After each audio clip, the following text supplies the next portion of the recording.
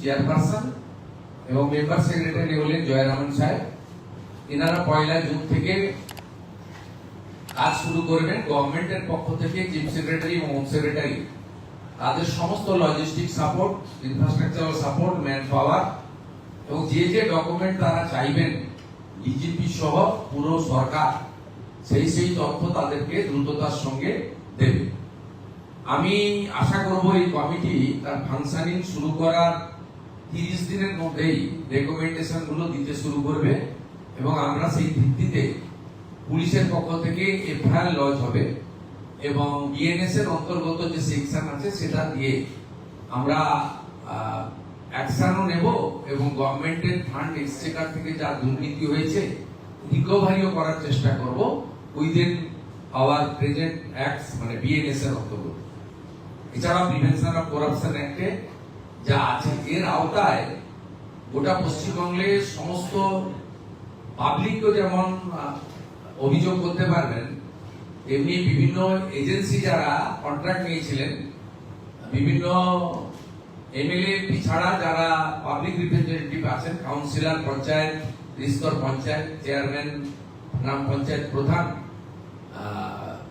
তারাও এর মধ্যে হবেন। কোঅপারেটিভ অর্গানাইজেশন থেকে শুরু করে এনজিও থেকে শুরু করে সকলেই এই কভারের মধ্যে থাকবেন, শুধু লোকায়ুক্তের মধ্যে যারা যুক্ত তারা বাদ দিয়ে। সেকেন্ড, আমাদের কমিটমেন্ট ছিল যে গত কয়েক বছরে পশ্চিমবাংলায় মহিলাদের উপরে, মা, বোন, দিদি এবং শিশু কন্যাদের উপরে যে ধরনের অত্যাচার হয়েছে, স্পেশালি এসসি, এসটি এবং মাইনরিটি মহিলাদের উপরে যেভাবে অত্যাচার হয়েছে, এই বিষয়ে আরেকটি কমিশন আমরা তৈরি করেছি। আমাদের কমিটমেন্ট ফুলফিল করলাম। এর চেয়ারপারসন করা হয়েছে কলকাতা হাইকোর্টের রিটায়ার্ড জাস্টিস শ্রীমতী সমাপ্তি চ্যাটার্জিকে। তিনি চেয়ারপারসন হয়েছেন মহিলা নির্যাতন সংক্রান্ত বিষয়গুলি দেখার জন্য কমিশনের। সেখানে মেম্বার সেক্রেটারি আমাদের এডিজি র্যাঙ্কের আইপিএস অফিসার আমাদের শ্রীমতী দময়ন্তী সেন, তাকে মেম্বার সেক্রেটারি করা হয়েছে। মূলত মেম্বার সেক্রেটারিরা আমাদের গভর্নমেন্টের পক্ষে সমস্ত কোঅপারেশন করবেন এবং নেতৃত্ব দেবেন এবং তারা পুরো অফিস চালু করে দিলে ডেডিকেটেড পোর্টাল কমপ্লেন দেওয়ার জন্য এবং আমাদের হোয়াটসঅ্যাপ নাম্বার, মেল সবগুলো দেবেন এবং পুরনো পেন্ডিং জিডি বা এফআইআর যেগুলো পড়ে আছে সেগুলো কালেক্ট করবেন এবং NHRC, SC commission, ST commission, OBC commission, minorities commission, শিশু ও নারী অধিকার কমিশন, রাজ্য এবং কেন্দ্রের যত রেকমেন্ডেশন এখন অবধি পড়ে রয়েছে সেগুলো ওনারা প্রাথমিকভাবে নিয়ে নেবেন এবং এই দুজন মেম্বার সেক্রেটারি চেয়ারপারসনের পারমিশন নিয়ে তারা বিভিন্ন থানা এবং জেলাতে স্পট ভিজিটও করবেন এবং স্টেটমেন্ট রেকর্ডও করবেন। সবাইকে কলকাতা আসারও দরকার হবে না এবং জনশুনানির মতো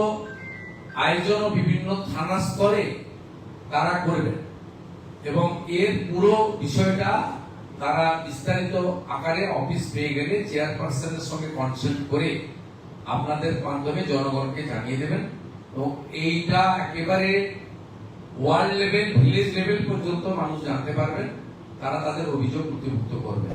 এক্ষেত্রে কেবলমাত্র সুপ্রিম কোর্ট, হাইকোর্ট এবং সেন্ট্রাল ইনভেস্টিগেটিং এজেন্সির যে তদন্তগুলি চলছে সেই মামলাগুলির ক্ষেত্রে নির্দিষ্ট কয়েকটি মামলাগুলি ছাড়া বা সেই সংক্রান্ত ব্যক্তিগুলি ছাড়া অন্য মামলাগুলি প্রত্যেকটাই তারা দেখবেন।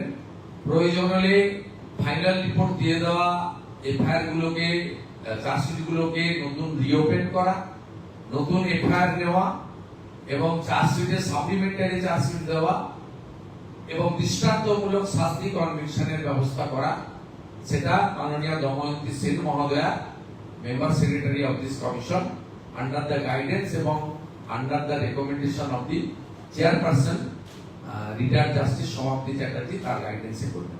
আমরা অনারেবল দুজন এক্স জাস্টিসের কনসেন্ট মাননীয় সিএস সংগ্রহ করেছেন, লিখিতভাবে তারা কনসেন্ট দিয়েছেন, দে আর এগ্রি। আর আমার সাথেই দুজন মেম্বার সেক্রেটারি আইপিএস এখানে বসে আছেন। আমরা ক্যাবিনেটও অনুমতি নিয়ে এটা এই আগামী কয়েকদিন তাদের ইনফ্রাস্ট্রাকচার বা অন্যান্য support man power logistic ready করবেন। 1 জুন থেকে তারা কাজ শুরু করবে।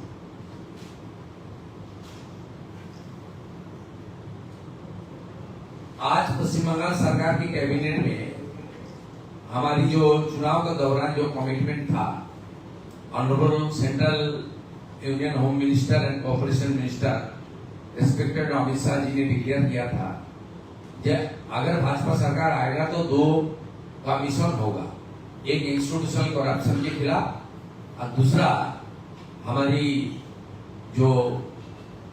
हमारी गर्ल चाइल्ड से लेकर हमारी वोमेन के ऊपर जो अत्याचार हुआ है उसके खिलाफ।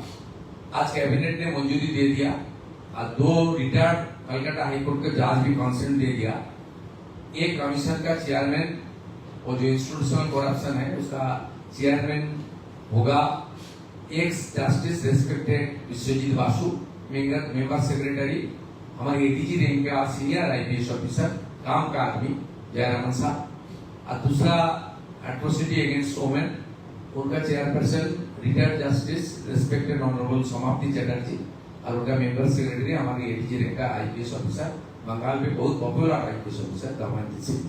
ये काम 5 जून से चालू करेगा और हम लोग उम्मीद कर रहा है 1-1.5 महीने के अंदर कुछ रिकमेंडेशन भी आ जाएगा और जनता ने कार्रवाई देखने चाहता है। करप्शन के खिलाफ जो सेंट्रल स्टेट गवर्नमेंट का बेनिफिट के ऊपर करप्शन हुआ, आमदान के रुपया के ऊपर करप्शन हुआ, मिड डे मील में करप्शन हुआ, आवास योजना के करप्शन हुआ, पीएचई में करप्शन हुआ, आपका जिला परिषद पंचायत में मनरेगा में करप्शन हुआ, सबके खिलाफ कुछ कार्रवाई हो। और हमारी माता बहन दीदी बेटी ने उम्मीद का साथ इस सरकार को लाया कि बंगाल में जिस तरीके से संदेशखाली आर्टिकल से लेकर हंसखाली मैनागुड़ी से लेकर कामदोनी पार्सपुर से लेकर कस्बा लॉ कॉलेज से लेकर दुर्गापुर आईटी सिटी तक, रामपुरहाट में एसटी गर्ल चाइल्ड के ऊपर जो अत्याचार हुआ, वॉकटू में मुस्लिम माइनॉरिटीज महिला को जिस तरीके से आग से जलाया, इस सब के खिलाफ। और 2021 में पोस्ट पोल वायलेंस के बाद जिस तरीके से महिला के ऊपर अत्याचार हुआ, molestation, rape, attempt to rape, वो सब के खिलाफ कुछ कार्रवाई हो, इसलिए एक कमीशन हुआ। समाप्ति चटर्जी चेयरपर्सन रिस्पेक्टेड और दमनजीत सिंह जी मेंबर सेक्रेटरी। कार्रवाई हम लोग चालू कर देगा तुरंत। यही हमारी आज का कैबिनेट का डिसीजन हुआ। ये लोग हमारी मेरा साथ है और हमारी जो सरकार की जो chief secretary, home secretary, DGP साहब है, ये काम हम लोग चालू कर रहा है। सब मीडिया के द्वारा पूरा बंगाल की जनता को मैं बताऊंगा, फुल कोऑपरेशन कीजिए। जो जानकारी है, जो डॉक्यूमेंट्स है, एविडेंस है, एक कमीशन को आप भेजिए और आपका जो उम्मीद है वो पूरा करने का काम इस सरकार करेगा।